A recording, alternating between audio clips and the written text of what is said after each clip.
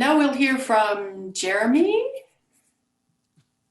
Yes, I'd also like to introduce some special guests for this reading. Um, we have Jerry, the giraffe. Where's Jerry? Hello. There's Jerry. And Jerry's choreographer, Marion. Okay. So together we are going to present a story called Giraffes Can't Dance. Gerald, wait a minute, I need to, there we go. Gerald was a tall giraffe whose neck was long and slim, but his knees were awfully crooked and his legs were rather thin. He was very good at standing still and munching shoots off trees, but when he tried to run around, he buckled at the knees. Now, every year in Africa, they hold this jungle dance, and every single animal turns up to skip and prance. And this year, when the day arrived, poor Gerald felt so sad because when it came to dancing, he was really very bad. The warthogs started waltzing, and the rhinos rock and rolled. The lions danced a tango. It was elegant and bold. The chimps did a cha-cha-cha. It was a very Latin feel, and 8 baboons then teamed up for a splendid Scottish reel. Gerald swallowed bravely as he walked toward the floor, but the lions saw him coming, and soon they began to roar, "Hey, look! The clumsy Gerald," the animals all sneered. "Giraffes can't dance, you silly fool." "Oh, Gerald, you're so weird." Gerald simply froze up. He was rooted to the spot. They were right, he thought. "I'm useless. Oh, I feel like such a clot." So he crept off from the dance floor, and he started walking home. He'd never felt so sad before, and so sad and so alone. Then he found a little clearing, and he looked up in the sky. "The moon can be so beautiful," he whispered with a sigh. "Excuse me," coughed the cricket, who'd seen Gerald earlier on, "but sometimes when you're different, you just need a different song. Listen to the swaying grass and listen to the trees. To me, the sweetest music is those branches in the breeze. So imagine that lovely moon is playing just for you. Everything makes music if you really want it to." With that, the cricket smiled and picked up his violin, and then Gerald felt his body do the most amazing thing. His hooves had started shuffling, making circles in the ground. His neck was gently swaying and his tail was swishing around. He threw his legs out sideways and he swung them everywhere. And then he did a backward somersault and leapt up in the air. Gerald felt so wonderful. His mouth was open wide. "I'm dancing. Yes, I'm dancing. I'm dancing!" Gerald cried. Then, one by one, each animal who'd been there at the dance arrived while Gerald boogied on and watched him quite entranced. They shouted, "It's a miracle!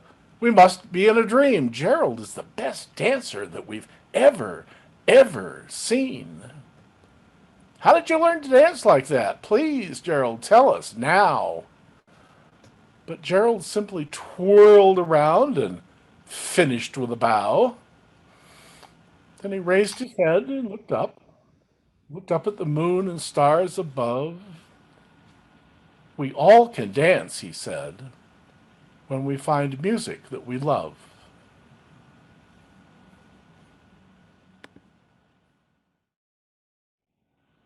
So this morning, you're going to hear from our children and our teenagers. And when they speak, I would invite you to have them just be the one box on your screen so that you can really see their faces and be able to really enjoy what they're going to share with you. So just want to say a few words before then. You would think that it would be an easy thing to write a sermon about children. But for the most part, many of us don't really know any children. We know of them. And if we are parents, we know the small people living in our house, sort of, sometimes. But many of us are observers of childhood. And that is a concern for me. Over the centuries, children have been seen in different ways at different times. But for the most part, children have been assets to family who needed extra workers in the fields or coal mines or in the factories. It has been a relatively short time in our history that children have actually been seen as intelligent individuals with capabilities for learning that far outweighs generations of the past. In the early stages of humanity, say around 10,000 years ago, tribes of hunter-gatherers moved from place to place, and the children had the freedom to learn by playing. Growing up involved practicing and playing at a skill until they grew into adulthood. Now we do realize that adulthood back then, 10,000 years ago, is probably at 13. Through the centuries, we have changed our views of childhood and how children learn. So our children today are still in a society in which the norms of our society are part of the education they receive. The teamwork of child, parents, and teachers is an imperative for our children's intellectual growth. But it also should be a time for them to discern who they are as a person. That is why I hope the church can do. We are part of that. Our commitment to the children in our church should not be to regulate behavior through strict rules, threats of godly punishment, or memorizing scriptures that have no meaning for them. Our commitment lies in offering opportunities to hear ancient words that give today's context, and it explains someone else's experience of the human condition. The love we share with one another should be explored as the feelings of connection and explained in more than one way. Love is the care and forgiveness and acceptance of all people, including children. I invite you, as the children share with you, that you listen to their love. We talked about where the theme is play, that there's so many strict things for us to follow, even if we don't think they are. We still have the outside influences of disease and of this election, which causes everybody tension and so many things, but that's not why God made us. God didn't make us to be rule followers only and not enjoy life. So I've invited the children to share with you things that they have done over the past, well, for this year, that have given them joy and given them love. In Matthew, it says, then he took a little child and put her among them. And taking her in his arms, he said to them, whoever welcomes one such child in my name welcomes me.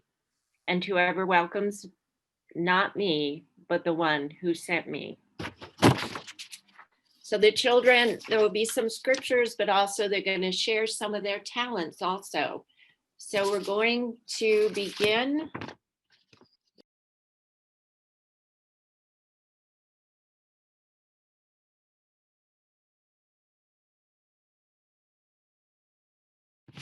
So our children have lots of talents. Their voices are expressed in many ways. and in music and art and in their words and their thoughts. So I just encourage you to be sure and hear the voices of the children that you know in your lives. And we have to remember that each person is that person, and we have to encourage them to be who they are. So children and teenagers, thank you for sharing today. Love lingers between us, and the Spirit dwells among us. Go forth into the world fully alive with the joy of creation. Be who you were called to be by the Spirit. Amen. Go in peace. I'm so happy since Jesus saved my soul. I'm so happy, let the hallelujahs roll. Since I fell upon my knees, talked to God in prayer. I'm so happy, I'm in his loving care.